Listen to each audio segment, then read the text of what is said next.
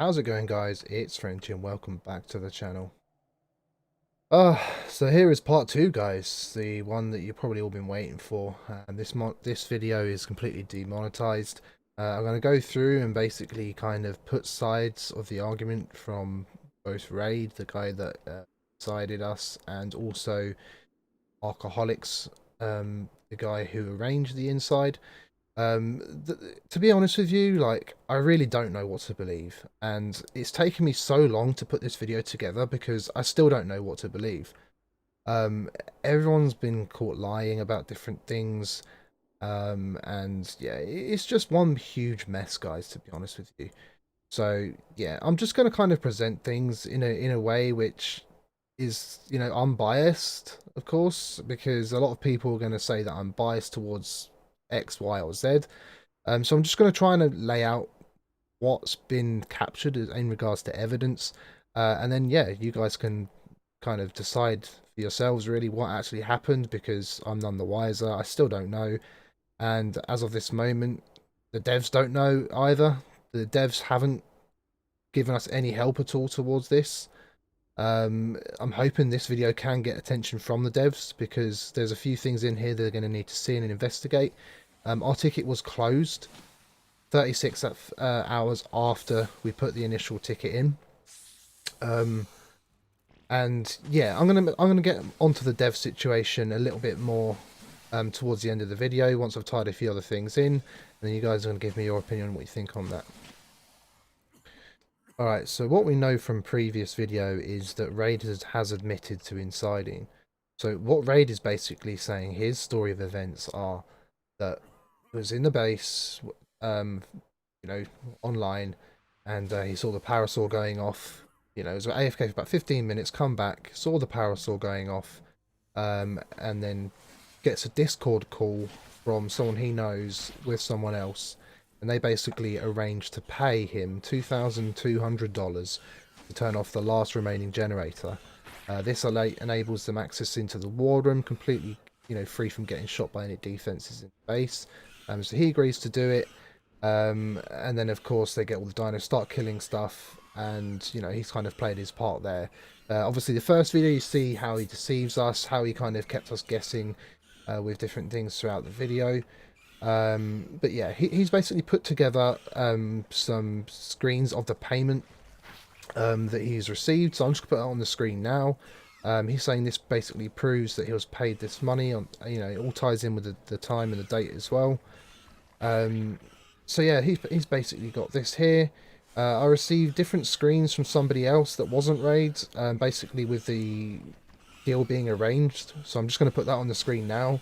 So this is basically them saying this is proof of the transaction being arranged. So yeah, I mean, that's basically their story. They've been sticking to that, the whole time. I've been hard pressing him, constantly about if it's the truth. I'm going to put a screenshot now, basically where I ask him, look, if it was a case of just them turning off the generators and then walking straight into, to the base, and just please just tell me because, it's just going to save so much hassle and then it can just end. But he's sticking to his story. He's saying that's definitely what happened as well.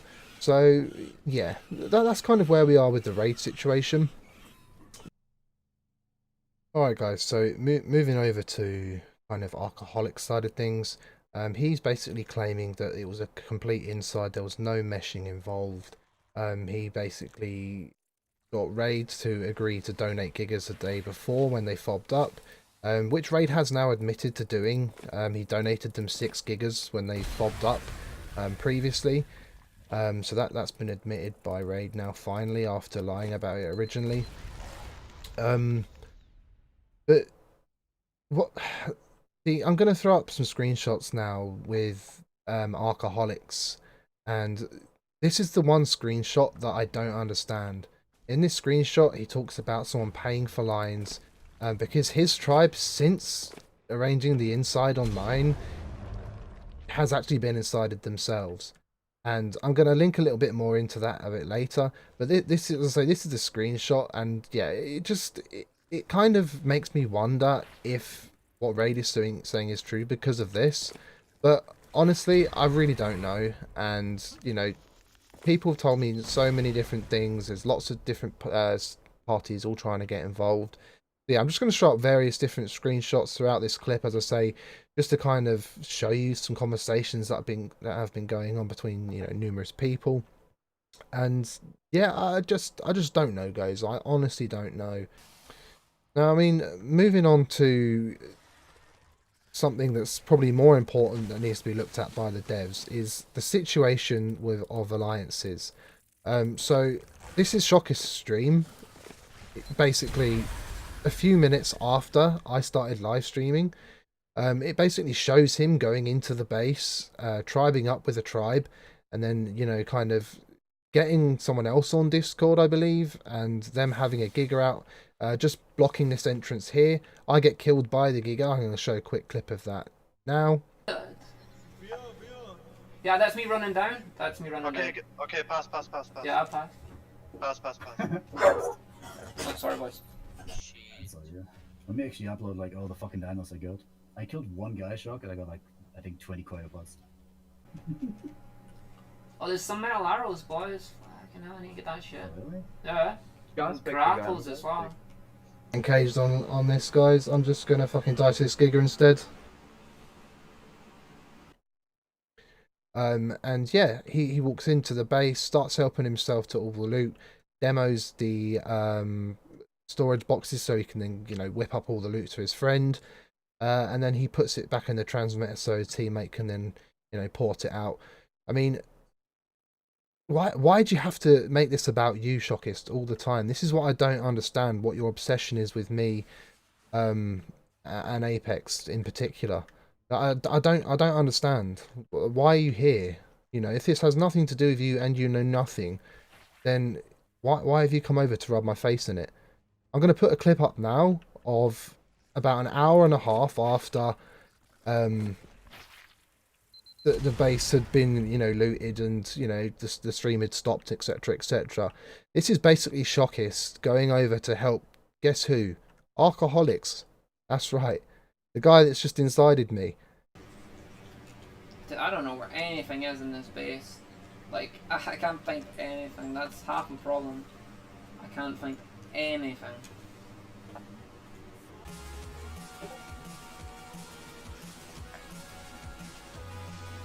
Give me some ammo and steaks.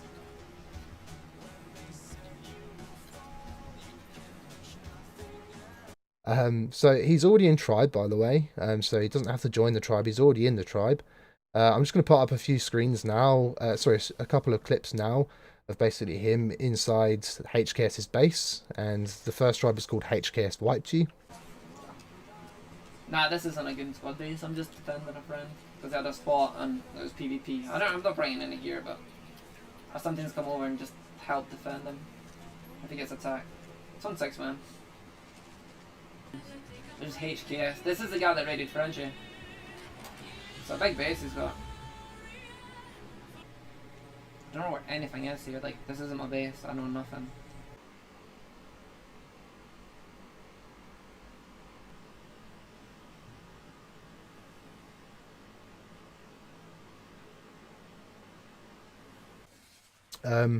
He mentions he doesn't know why he's in the base. He doesn't know, sorry, why he's in the tribe. He doesn't know where anything is in there, and it's just a classic case of there's so many different server alliances around small tribes that, you know, newer tribes or tribes that aren't 30 players deep or whatever, they don't really stand much of a chance, because when these big wars start, you know, there's always someone willing to do something dirty, or, you know, there's teaming going on, all that kind of stuff. And that's the problem with small tribes in particular at the moment.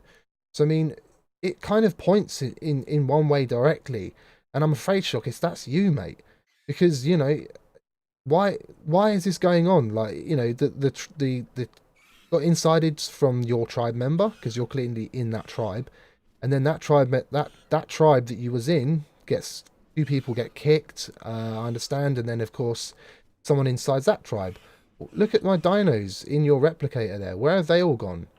You know, did you do this just because you want to get lines from me? You know, because you hate me that much that you want to arrange this or something? I don't know, man. Like, I don't know. But yeah, I'm gonna let you guys decide. As I say, personally, I don't have a problem with Shockis. I never have done. I've always said from the start I enjoy his streams. I feel like he, does a good job, and I have no problems with him, none whatsoever.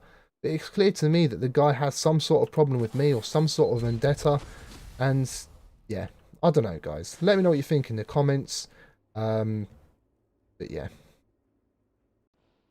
Alright, so moving on to the dev situation, guys. So as I say, we put a ticket in pretty much immediately when things started going down. We didn't receive a response until 36 hours later. So the base was completely gone, everything was completely wiped, nothing. What annoys me is how Adam XD is basically gloating here that he's got a pocket dev, saying that he's had them looking into it and there's no code of conduct issues. Now, what annoys me about this is, how does he know this before we do? We haven't even received a response from them yet. And he's basically saying, no, there's no issues, you was inside and get over it, basically. I've got screenshots, as I say, of someone in the mesh, I've got screenshots of someone making a payment. So, of course, insiding is not against terms of service. So, if someone insides you, it's tough shit. Whereas, if you pay for lines and items with real currency, that is against terms of service, and that is bannable. So that's the question here that needs to be answered. So how the devs can say, or say to Adam XD, that there's no code of conduct issues without even seeing all the full evidence that we've managed to accrue is beyond me. And now I'm just going to quickly put up a quick clip here of who they're saying basically is in their Twitch chat, which I'm assuming is the person they're referring to as their pocket dev that they have on Discord. And, correct me if I'm wrong here, guys. If this isn't the person, then please tell me, because I don't want to put someone's name in the frame if it isn't them. But you quite clearly say the person's name here. And look, guess what, guys? Look who dealt with both of the tickets. I'm gonna tell you why there's a second ticket in a minute as well. But it's the same person. So are you telling me that the person that dealt with this issue that potentially involves Shockists and his alliance is the same person that's their pocket dev? Really? So where's the unbiasedness in that? If they're on friendly terms and they're on Discord with each other, and it potentially is against them, then why is that person dealing with it? I don't understand. Maybe you can let me know, guys. Let me know what you think. Am I just being a dick here? I don't know, but I mean, emotions are high for me. You have to understand, like, we just lost absolutely everything. There's some dirty tactics involved. The insiding was definitely there. The meshing, there's someone in the mesh proof there. Whether, that can be debated or not, who knows? But I just honestly do not know what to think. I don't know what to believe. But the devs need to see this. They need to answer about the pocket dev situation as well.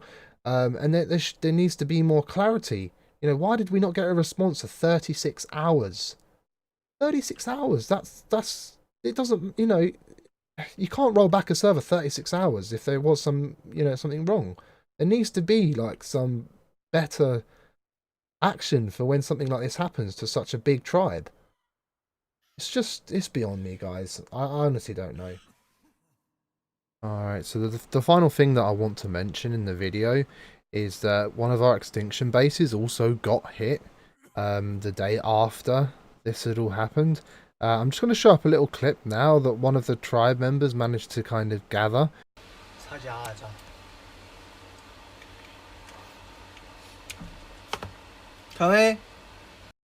I'm pretty sure it's against terms of service, that's why I'm putting it in this video, because I don't think it should be allowed. I believe it's 5 walls up, and then 2 ceilings, and then the rest walls. So yeah, just let me know in the comments, guys, if this is against terms of service. I'm pretty sure it is, but I'm not 100% sure. Why is this, if so, why is this build still a thing in the game? I thought they'd just done some changes recently to kind of stop quets, like dick quets basically.